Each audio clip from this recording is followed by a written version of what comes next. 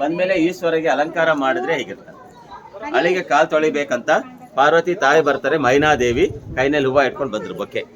ಇಲ್ಲಿ ಪಾರ್ವತಿ ಫಾದರ್ ಬಂದ ಹಿಮವಂತ ಚೆಮ್ಲ ನೀರು ತಗೊಂಡು ಬಂದ, ಯಾಕಂದ್ರೆ ಸನಿನ್ಲ ಪಾದ ಪೂಜೆ ಮಾಡೋದಕ್ಕೆ ಅಂತ ಬಂದ. ದೇವೇಂದ್ರ ಬಂದು ಇಲ್ಲಿ ಈಸ್ಟ್ನಲ್ಲಿ ನಿಂತ್ಕೊಂಡ, ಕೈನಲ್ಲಿ ವಜ್ರಾಯುಧ ಇಟ್ಕೊಂಡು ಬಂದ್ರು. ಆನೆ ಅಂದ್ರೆ ಎಲಿಫೆಂಟ್ ಅಂತ, ವೈಟ್ ಎಲಿಫೆಂಟ್, ಐರಾವತಿ ಮೇಲೆ ಬರ್ತಾರೆ. ಅವರು ಅಗ್ನಿದೇವ, ಸೌತ್ ಈಸ್ಟ್ ಅದು ಅಗ್ನಿಮೂಲೆ, 2 ತಲೆ ಇರೋದು ಅಗ್ನಿಗೆ, ಕುರಿ ವಾಹನ ಮೇಲೆ ಬಂದ ಅಗ್ನಿ. ಯಮಧರ್ಮರಾಜ ಬಂದು ದಕ್ಷಿಣ ಕಡೆ ನಿಂತವ್ರೆ, ಕೋಣ ಮೇಲೆ ಬಂದ ಬಫೆಲೋ. ವಸಿಷ್ಠ ಮಹಾಮುನಿ ಋಷಿ ಮಜಾ ನೋಡೋದಕ್ಕೆ ಅಂತ ಬಂದ. ವರುಣ ಮಳೆ ದೇವರು ಪಶ್ಚಿಮ ನಿಂತ್ಕೊಂಡವ್ರೆ, ಕ್ರೊಕೊಡೈಲ್ ಮಸಲೆ ವಾಹನ ಮೇಲೆ ಬಂದ.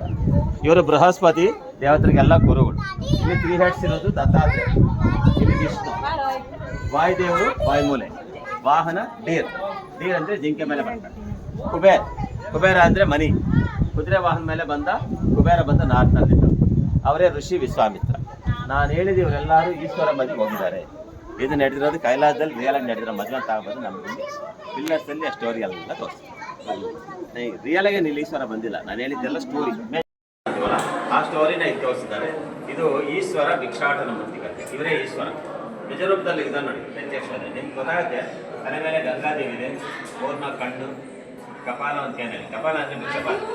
ಈ ಕೈಯಿಂದ ತ್ರಿಶೂಲ ಇಟ್ಕೊಂಡು, ಒಂದು ಕೊನೆ ತ್ರಿಶೂಲ ಇಲ್ಲಿದೆ, ಇನ್ನೊಂದು ಕೊನೆ ಹೀಗೆ ಬೆನ್ನ ಮೇಲೆ ಇದ್ ಕಡೆಯಿಂದ ಈ ಕಡೆ ಬಂದು, 3ನೇ ಕೈಯಲ್ಲಿ ಡಮರು, 4ನೇ ಕೈಯಲ್ಲಿ ಜಿಂಕೆಗೆ ಮೇವು ತಿನ್ನಿಸ್ತಾ ಇದ್ದ. ಅಂದ್ರೆ ಈಶ್ವರ ಇದ್ದಾನೆ ಅಂತ ನಿಜ ರೂಪದಲ್ಲಿ ತೋರಿಸ್ತಾರೆ.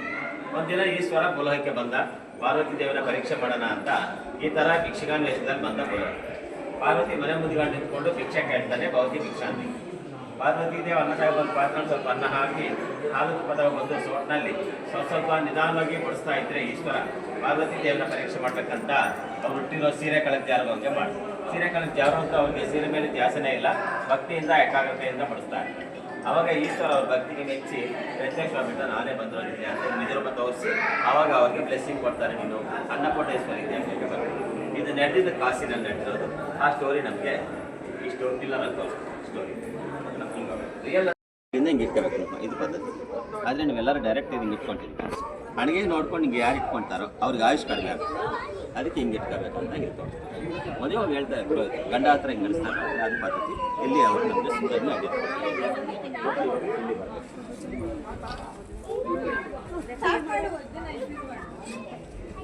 ಹಾಂ ಹಿಂಗೆ ಬಂದ್ಬಿಡಿದ್ವಿ. ಈಗ